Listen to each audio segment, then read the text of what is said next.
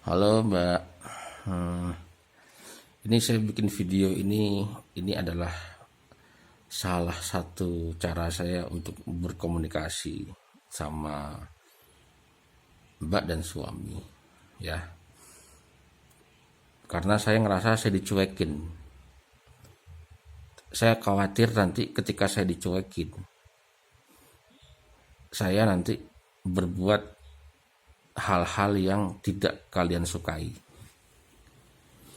Contohnya dengan cara membuka data-data yang saya punya ke Facebook, entah itu ke marketplace, entah itu ke Instagram dan lain-lain sebagainya. Jadi ini cara saya untuk berkomunikasi. Tapi sampai saat ini saya masih memegang janji saya untuk tidak membuka, untuk tidak menyebarkan. Tapi ini semua tergantung dari keseriusan Mbak dan suami dalam menyikapi masalah ini. Oke. Jadi tolong direspon. Saya mau bilang gini. Saya berkali-kali bertanya sama Mbak. Berkali-kali saya tanya. Mbak, apakah Mbak itu sudah berhubungan lewat WhatsApp atau telepon dengan suami? Itu berkali-kali saya tanyakan, tapi Mbak nggak pernah jawab. Mesti Mbak ngeles itu mengalihkan pembicaraan ke yang lain. Kenapa? Kenapa seperti itu? Kalau Mbak nggak mau jawab, itu artinya benar Mbak itu sebetulnya sudah berhubungan sama suami, entah itu lewat WhatsApp, entah itu telepon. Saya yakin udah. Mungkin Mbak sedang WhatsAppan sama dia atau telepon sama dia saat ini, ya saya nggak tahu. Kalau memang itu sudah terjadi, WhatsApp atau telepon itu, kenapa suami itu tidak berani untuk menghubungi saya? Itu tanda tanya besar buat saya. Kok dia pengecut gitu? Kenapa dia tidak punya nyali gitu buat menghubungi saya? Ya Allah, ya Allah. Kalian itu sudah berbuat zolim, Mbak. Kalau mau tahu, berbuat zolim kalian itu. Kalian kan Islam. Saya tuh pengen kita tuh menyelesaikan masalah ini itu dengan kekeluargaan. Ngomong baik-baik, duduk bareng-bareng, cerita yang enak, tidak melibatkan emosi. Gitu. Enak kan kayak gitu. Ketemu,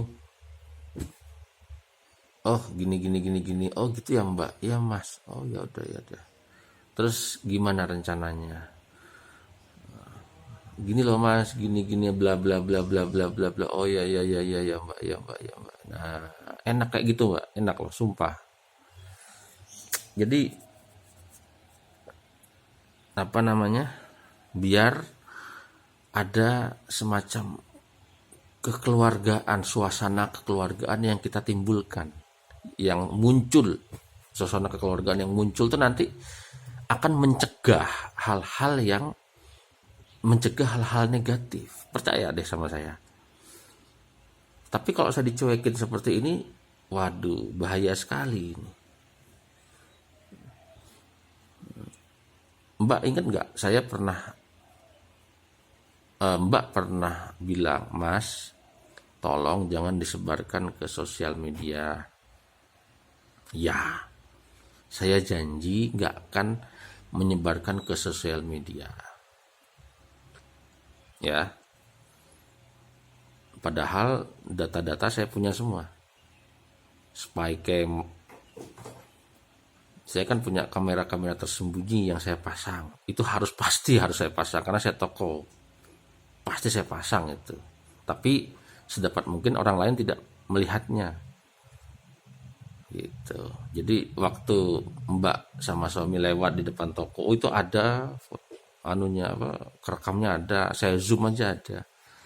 Waktu suami cerita-cerita sama saya itu kerekam semua, sama suara-suaranya kerekam. Apa yang diomongin ada rekamannya tanpa dia sadari. Jadi saya tidak konyol dengan tidak memasang alat perekam. Pasti saya pasang. Itu udah pasti. Itu karena saya toko juga. Kalau ada apa-apa kan saya punya bukti ke polisi atau ke mau nyebarin ke sosial media, semuanya ada bukti, bukan hoax gitu. Ada bukti, rekaman video lebih valid. Terus data-data WhatsApp ada semuanya. Nanti saya tunjukkan tuh bisa ada semua. Cuman saya ingat, saya udah berjanji untuk tidak menyebarkan ke sosmed. Dan catat ya, sampai hari ini saya memegang janji saya. Coba. Sampai hari ini saya memegang janji saya. Nah, kalau masalah YouTube ini memang saya tidak menyebut nama. Saya kan tidak bilang nama, si A, si B, si C. Ini cuma kalau orang yang melihat ini pun dia nanti, ini siapa ya? Ini siapa ya? Yang dimaksud saya tuh siapa? Tetap artinya tuh orang nggak tahu. Jadi ini aman. Karena tidak saya buka datanya.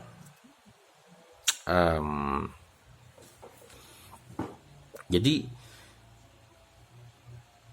saya tuh mau bilang gini, Mbak tuh ngomong, Mas saya tuh keadaannya susah, sulit dan lain-lain.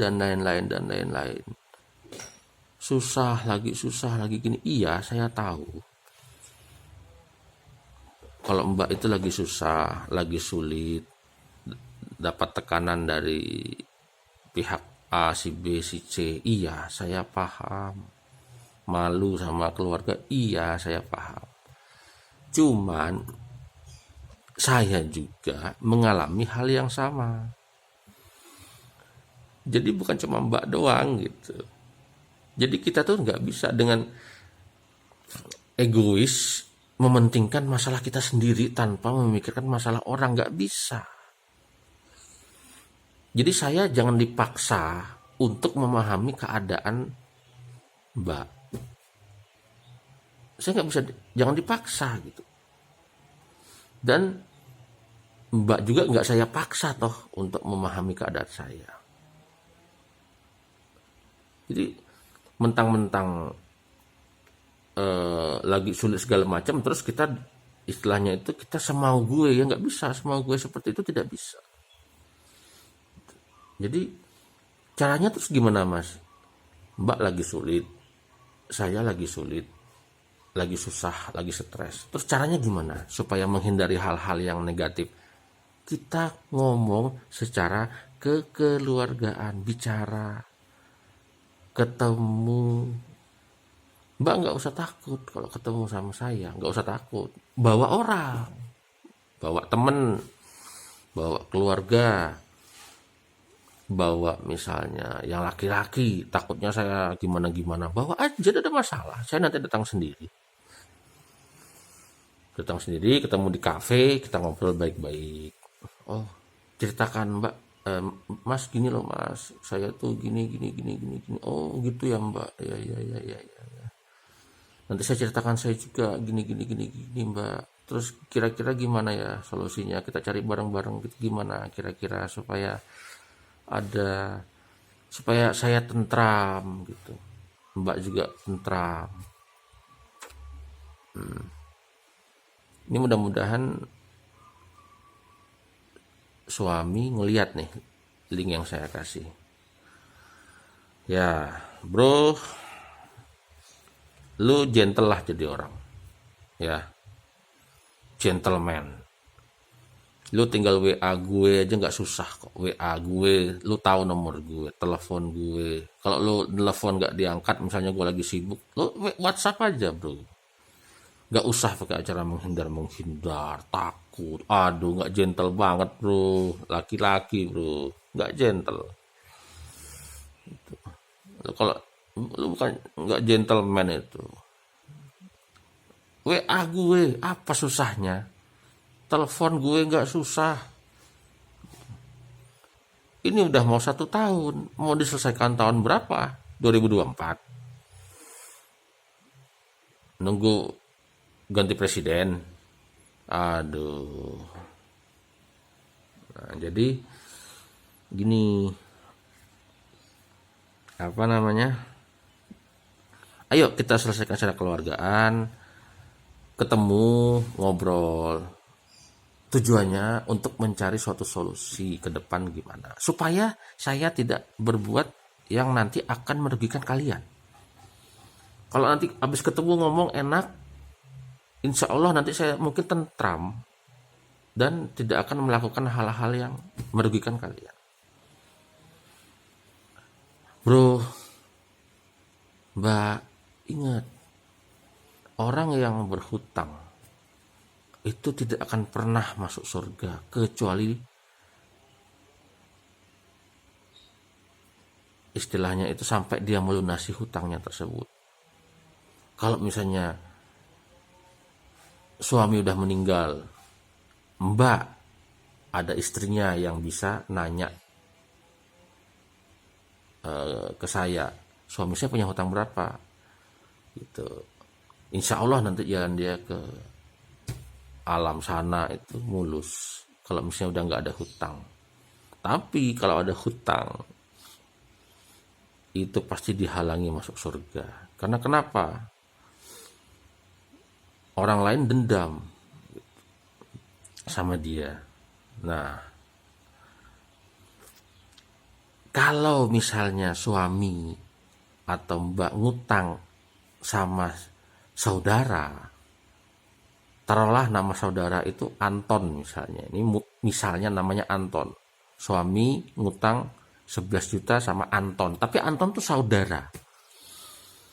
Tiba-tiba si Anton meninggal.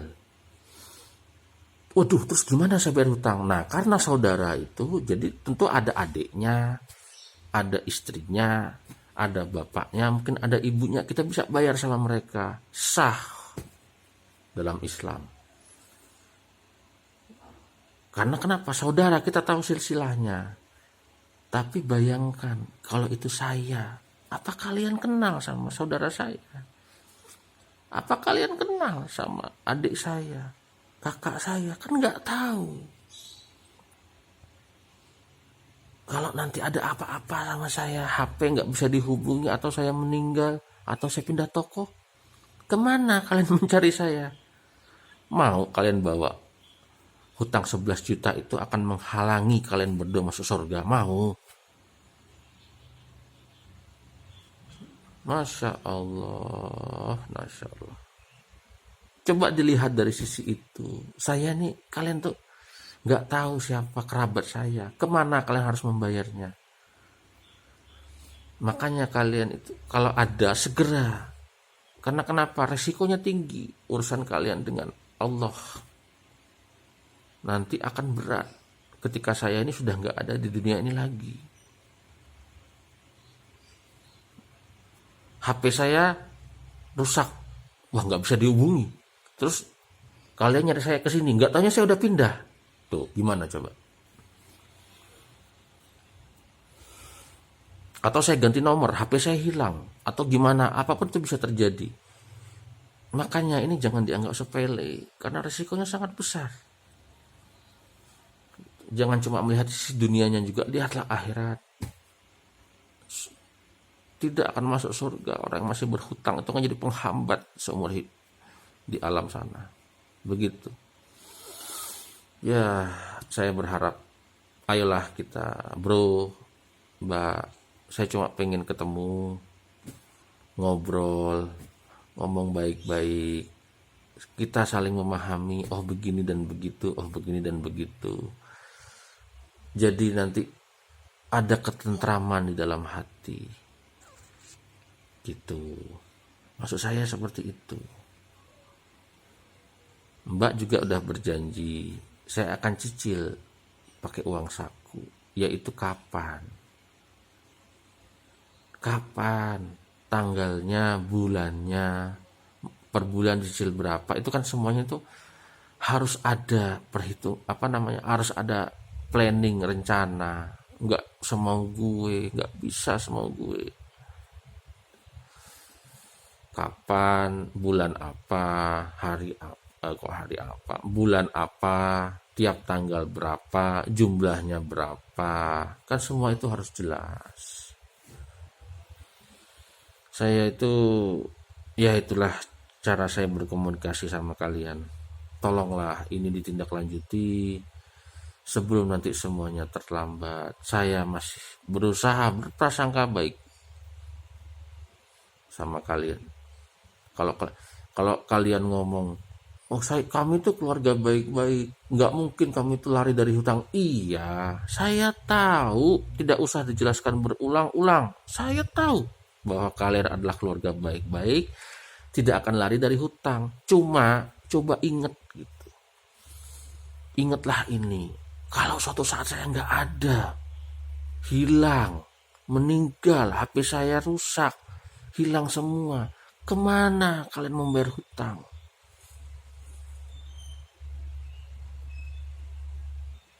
Sementara saya masih dendam soal itu misalnya.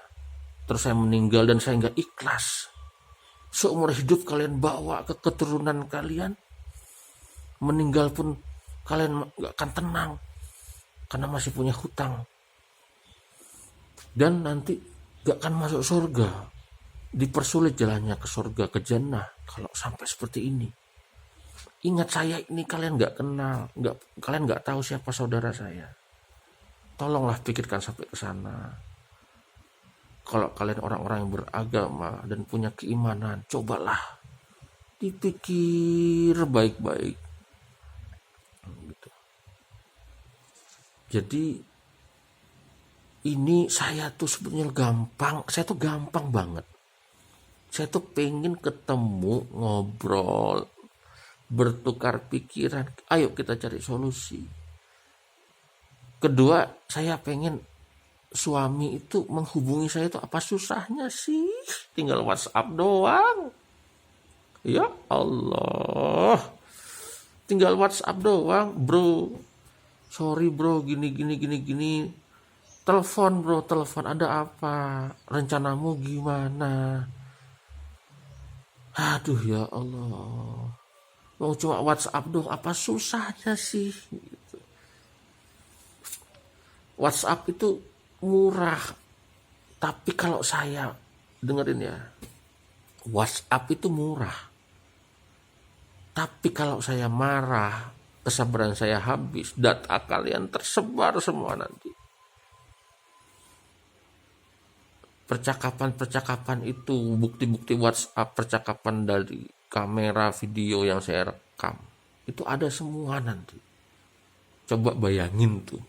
Hanya dengan sebuah WhatsApp, hanya dengan ketemu, hanya dengan ngobrol baik-baik, semua itu akan saya batalkan niat seperti itu.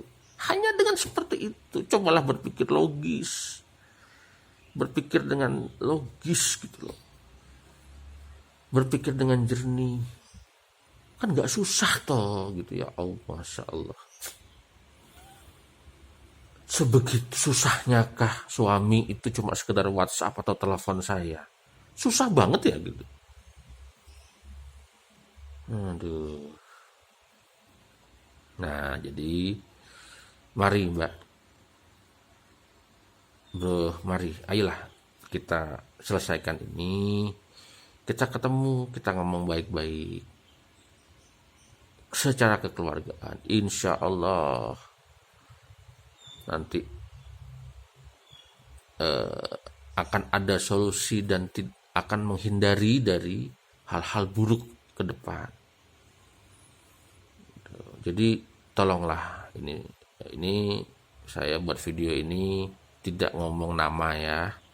Jadi tolong, saya minta maaf, ini saya bikin video ini untuk sekedar mencurahkan unek-unek saya daripada saya diam-diam tahu-tahu nama Mbak dan suami sudah ada di mana-mana, di sosmed, ada di Facebook, ada di marketplace, ada di Instagram dan lain-lain sebagainya. Kan malu. Gitu.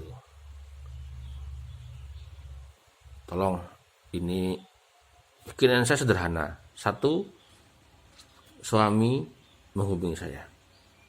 Entah itu WhatsApp, entah itu telepon.